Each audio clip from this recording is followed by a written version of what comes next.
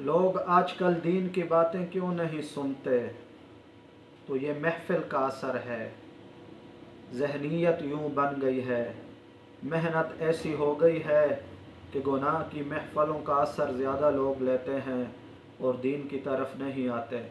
جناب نبی پاک صلی اللہ علیہ وسلم نے فرمایا، الوحدۃ خیر من جلیس السوء والجلیس الصالح خیر من الوحدہ۔ اکیلے بیٹھنا بری محفل سے بہتر ہے اور اچھی محفل اکیلے بیٹھنے سے بہتر ہے۔ یہ مثال بھی بیان فرمائی ہے کہ جو عطر فروش کی دکان کے اوپر جائے گا اور واپس آئے گا تو اس کے ساتھ عطر کا اثر ضرور ہوگا، خوشبو آئے گی، اور اگر لوہار وغیرہ ایسی دکان سے جائے گا جہاں خوشبو نہ ہو، بدبو ہو، تو اس کا اثر بھی اس کے اوپر ہوگا۔ تو جیسی محفل ہوگی اس کے مطابق اس کا اثر ہوگا۔ دین کی محفلوں کی جب فضیلت سامنے ہوگی تو اس کا اثر انسان کے دل کے اندر اترے گا۔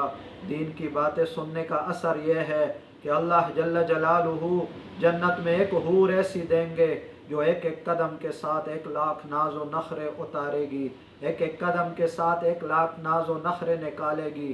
او لو بسقت بسقتا فی 7 ابحر لکانت احلی من العسل۔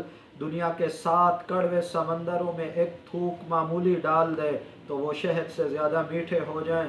ہوا میں ایک بار دوپٹہ لڑکائے، اڑائے اور اس کو ہلائے تو پوری دنیا عطر کی خوشبو سے معطر ہو جائے، اور اگر دنیا والوں کو ایک انگلی دکھائے تو قیامت تک رات نہ آئے۔ اللہ جل جلالہ مرتے دم تک ہمیں بھی اور ہماری نسلوں تک کو دین کے ساتھ وابستہ رکھے۔ شکریہ، خدا حافظ۔